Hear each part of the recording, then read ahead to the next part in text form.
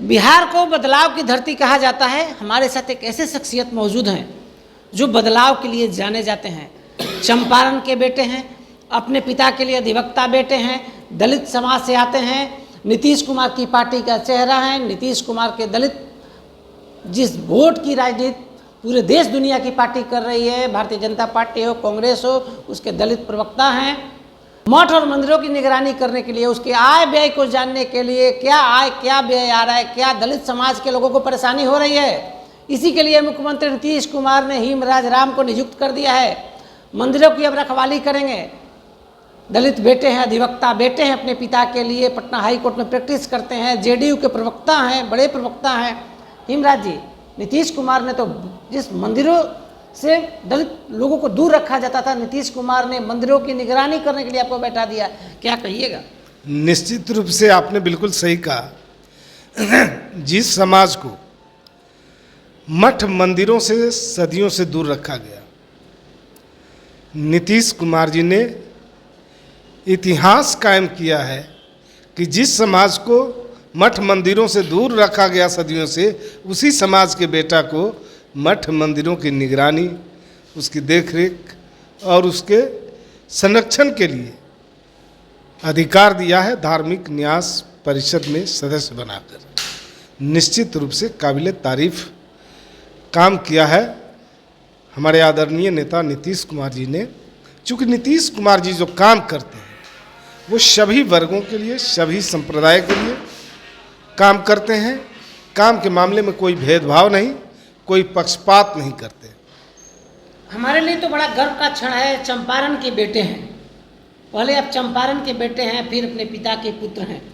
जन्म किसी धर्म में, किसी जाति में हो सकता है, ये तो भगवान का दिया हुआ है, लेकिन चंपारण के लिए कितना गर्व का क्षण है जब हीमराज राम को धार्मिक न्यास परिषद बोर्ड का सदस्य नामित किया गया। देखिए, निश्चित रूप से ये चंपारण के लिए भी और पूरे समाज के लिए भी ये निश्चित रूप से गौरव का बात है। और मैं इतना कहूँगा कि आदमी जब पैदा होता है तो ऊपर वाले ने किसी को हिंदू, मुसलमान, सिख, ईसाई, बौद्ध बनाकर नहीं भेजा। वो अपना जीवन जीने के लिए जीवन शैली एक अपनाते हैं और भिन्न भिन्न तरह की शैलियाँ हैं। जो कोई हिंदू धर्म मानता है, कोई और धर्म मानते हो, ये अलग बात है, लेकिन जो संस्कार अपने अपने धर्मों के मुताबिक जो संस्कार आचरण जो ग्रहण करने का होता है, उस पर चलकर लोग अपने जीवन को संपूर्णता की ओर ले जाते हैं। तो निश्चित रूप से हिंदू धर्म न्यास परिषद जो है बिहार में, बिहार के मठ मंदिरों की निरीक्षण के लिए, उनके संरक्षण के लिए, उनकी देखरेख के लिए, उनकी संपत्ति का दुरुपयोग ना हो, इसकी देखरेख के लिए ये समिति गठित की गई है। राज्य सरकार का नियंत्रण है इस पर। और निश्चित रूप से हम ये कह सकते हैं कि हमें जो जवाबदेही मिली है, हमें जो जिम्मेवारी मिली है, बखूबी इसे 100% नियम पूर्वक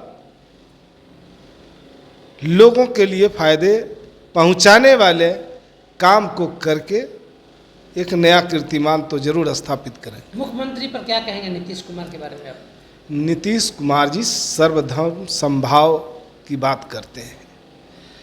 किसी धर्म के प्रति उनके दिल में, उनके हृदय में कोई पक्षपात की भावना नहीं होती है। और ये जान लीजिए कि ऐसा युग पुरुष बिहार में जो अभी वर्तमान में माननीय मुख्यमंत्री हैं, शायद कभी पैदा हो। ये ऐसे शख्स हैं, ऐसे इंसान हैं जिसके दिलों में किसी के प्रति कोई भेदभाव नहीं है, किसी के प्रति नफरत नहीं है। और ये इससे बड़ा क्या प्रमाण हो सकता है कि बिहार के माननीय मुख्यमंत्री हैं और कभी वोटों की चिंता नहीं की है। हमेशा जो बिहार के वोटर हैं, वोटरों की चिंता करते रहे हैं और वोटरों के लिए कौन सा अच्छा काम हो सकता है, इसको बखूबी करते रहे और उसका रिजल्ट भी सामने मिला है।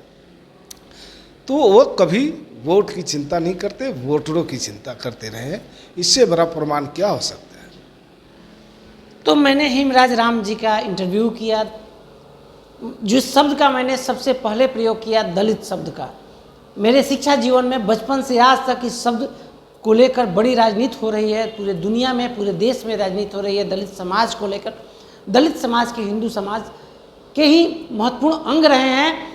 महात्मा गांधी, जिन्होंने हमारे देश को आज़ाद करने में बड़ी महत्वपूर्ण भूमिका निभाई थी, उन्होंने सबसे ऊपर हरिजन समाज को रखा था। आज इस वोट को लेकर तरह तरह का राजनीति हो रहा है, तरह तरह के आरोप प्रत्यारोप हो रहे हैं, लेकिन चंपारण के बेटे दलित समाज से आने वाले हिमराज राम जी को नीतीश कुमार ने धार्मिक न्याय पार्षद का सदस्य नामित कर बड़ा बेहतर काम किया है। हमारे सहयोगी धर्मेंद्र के साथ कौशलन पटना से।